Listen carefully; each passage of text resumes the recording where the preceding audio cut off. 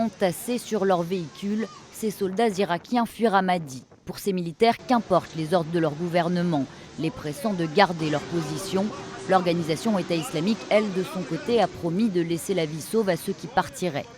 Une débâcle synonyme de revers considérable pour les autorités, mais également pour la coalition internationale et notamment pour les États-Unis qui soutiennent et forment cette armée. C'est évident que cette situation pour les Américains est vraiment pas satisfaisante du tout. Mais ce que l'on sait aussi depuis le départ, c'est que des seules frappes aériennes ne permettront pas de régler la situation, qu'il faut pour cela un appui au sol et que cette armée irakienne n'est pas encore complètement en état d'assurer cet appui au sol. Autre force gouvernementale en difficulté, celle de la Syrie, car là-bas, depuis 48 heures, c'est la bataille sanglante de Palmyre qui se joue. Repoussée pour le moment, l'organisation État islamique reste postée tout autour du célèbre site archéologique.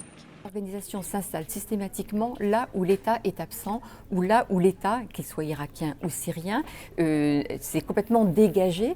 Et donc l'État islamique remplit un vide. Et c'est vraiment ça la marque de fabrique, si je puis dire, de la stratégie de cette organisation. La destruction de Palmyre, foyer culturel du monde antique, permettrait aux djihadistes de contrôler les portes du grand désert syrien, mais également de servir leur autre marque de fabrique, la propagande.